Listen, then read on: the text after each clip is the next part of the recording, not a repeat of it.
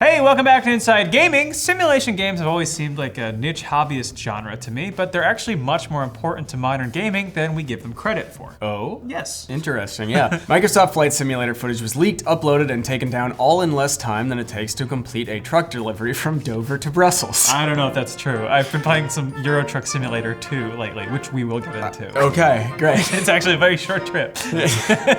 The footage, running nearly an hour, showed a serene flight through clouds, then a storm, looking pristine and beautiful all the while. That shouldn't come as any surprise to anyone who's seen the E3 trailer, which, oof, is it pretty. Boy, is it pretty. You know I'm there for the Flight Simulator trailers. There's no release date announced besides a vague 2020, and clearly Microsoft doesn't want too much out there yet, hence the copyright strike. The game is currently in early alpha for select participants, which is probably where the leak originated. I'm not usually interested in sim games. It's hard not to be interested when a game looks like this, though. Yeah, I mean, it looks absolutely gorgeous, and I'm a sucker for developers integrating stuff like satellite imagery and Microsoft Azure, whatever the hell that is. Yeah, what's Azure? Amir, what is Azure? I don't know, Connor.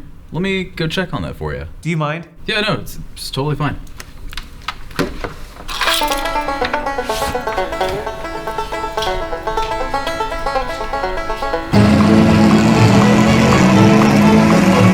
What a guy. Anyway, I could see myself getting excited about the concept, buying the game, getting frustrated, quitting in a flurry, and then never coming back. It sounds like Bloodborne for me. Come on. I just couldn't You're not a real past, gamer. I couldn't get past the Vicar Amelia. Graphical fidelity aside, this got me thinking back to the E3 announcement and the subsequent excitement across the internet. It was an emotional few minutes. Shock, satisfaction, finally intrigue, and then horny. When the logo appeared, it was as if millions of dads suddenly cried out in joy, gleefully tucking in the local 5K t-shirts they've been wearing for 15 years. Are dads still like that? Is it just 90s dads, or dads used to have an awesome vibe? Inside Gaming wants to see your dad. Mustaches, Trucker caps, short shorts, maybe a beer, orange sunglasses. tweet us pictures of your dad. Please. Hashtag show us your dads, and make sure you camel case for screen readers. Thank you very much. Please send us your dads. So that's the stereotype. Flight simulators are the domain of enthusiast dads, which is why we are a bit confused at the resounding celebration over the new title. Also, I didn't know that you could play them on anything after Windows 95. I'm being told now that in fact there's modern There's versions actually of these many games. iterations beyond Windows 95, which we will touch on later. Okay, Ever so very gently. interesting. Just ever so softly. It seemed like a lot of fuss over a sim game. Am I just an ignorant child? Well, after some light research, I am willing to accept that in fact you are an ignorant child. Ah. But me, I want to be better. Ah. So let's all look at the way simulation games have not only stayed relevant, but have impacted modern gaming. Sim games have a long history, perhaps best exemplified by Microsoft Flight Simulator. The flying simulator is Microsoft's longest running software product line. Predates Windows by 3 years. What? Yeah, I know. I didn't know this. Dude, that's crazy. I know. What It the started development in 1977. What? No, it is. It actually got the Guinness World Record a few years ago for being the longest running video game franchise. Oh my god. I know. It is older than Windows, which is Microsoft. I don't know. Yeah, releases of further iterations were actually fairly consistent up until the release of Flight Simulator X in 2006. I wonder why. Yeah, maybe 2006 was the year all the cool dads got up and left. They all went to that Van Halen concert in the sky, or a camping trip they're not prepared for. Equally on brand. Yep. Either way. That's dads. Yeah. That's quite the track record in an industry that has seen countless trends rise and fall. What special sauce has kept sim games from joining the forgotten MOBAs and failed motion peripherals? I see you, Tony Hawk skate thing in my Goodwill. That and DJ Hero. Every Goodwill has them. In fact, simulation games have actually seen something of a renaissance in recent years.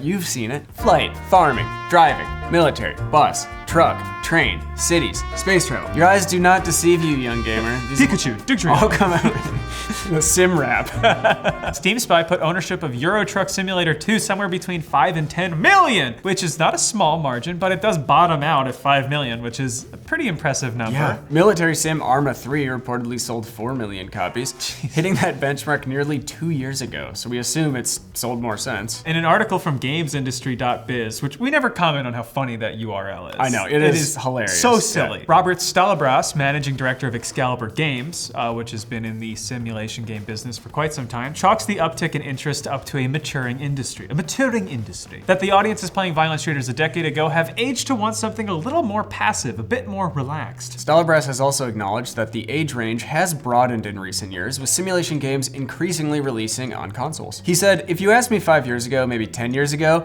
I would have been able to tell you pretty categorically that our simulation age group is 45 up to 90. Just crashing the plane into the ground. Then goes on to say that considering the typical console owner age is roughly 8 to 30, the demographic has likely shifted. Damn. You're outside of it. I'm outside of it. You're between demos. Yeah, holy Oh. shit. I'm gonna go walk into the sea. These factors largely concern distribution, which makes it accessible, but it doesn't generate interest. So what makes them popular? Well, mid-script writing, I went home and played Euro Truck Simulator 2 for hours and had a lot of fun. Really? Yeah. Henceforth, I am a truck person. You will refer to me as good buddy and good buddy only. Experience is not handholdy, and there's an inherent entertainment in bumbling around in a relatively complicated system, which in turn rewards you when you do figure it out. We're speaking anecdotally, but many have pondered the allure of so-called mundane games, this channel included. Yeah. Maybe we can get that linked below. As boring as some of them may seem on the surface, they're still a means of escape for some. I don't think I'll ever own a trucking company, obviously I didn't write this script, or a football team, or a wheat farm. Again, not my script. Yeah, I'm aiming low. I'm not shooting for the stars. Maybe that would be good work for us though, you know?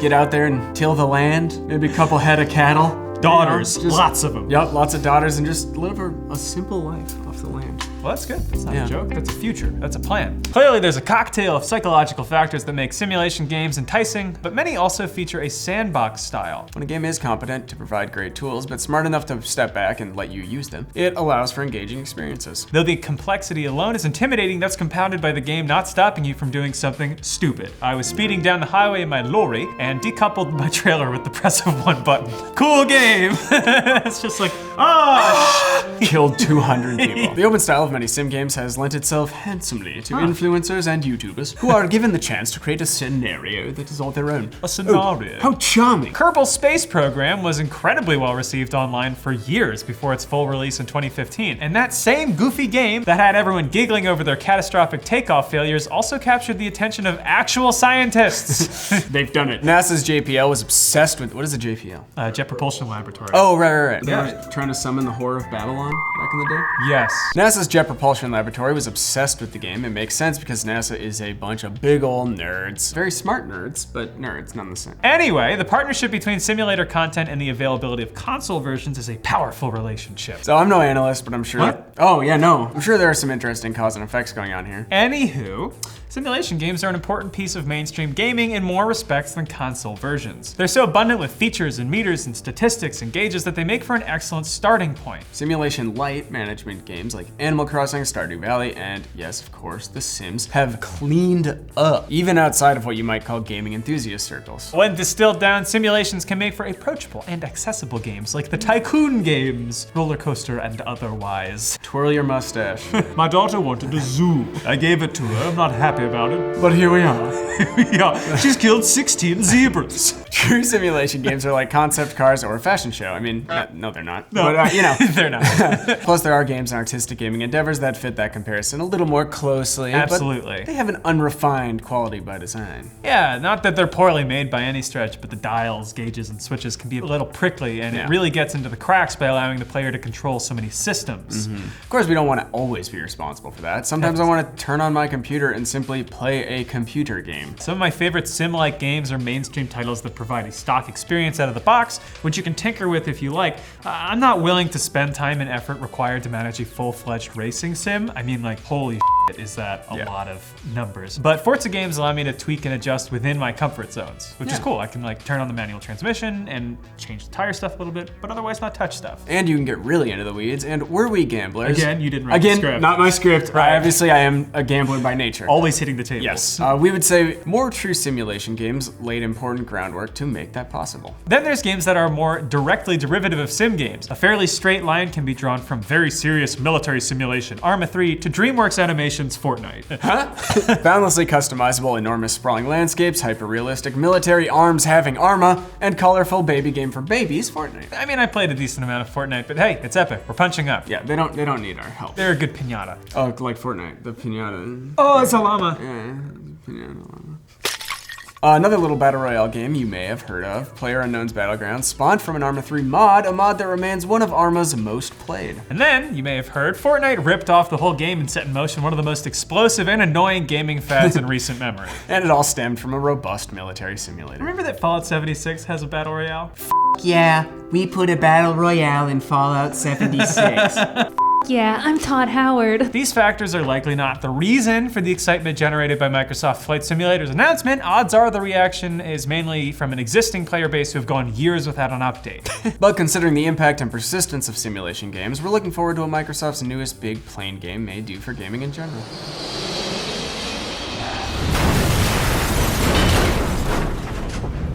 Oh, hi, Amir. Hi, Amir. Hello. Microsoft Azure is a cloud computing service created by Microsoft for building, testing, deploying, and managing applications and services through Microsoft managed data centers. Okay. Thank you. Good. Yeah, great. Thank you, Amir.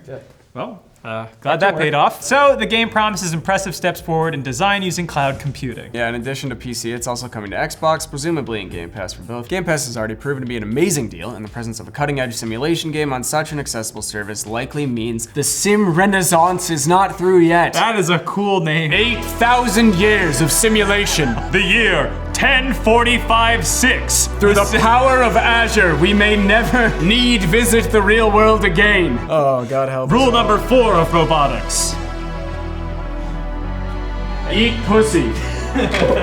Stadia is like a parody of a cloud streaming service at this point. Do you guys like parodies? Stadia. Parodies? Parodies? Yeah, like Weird Al. No, you'd like a parody's nuts in your mouth, I bet. Oh!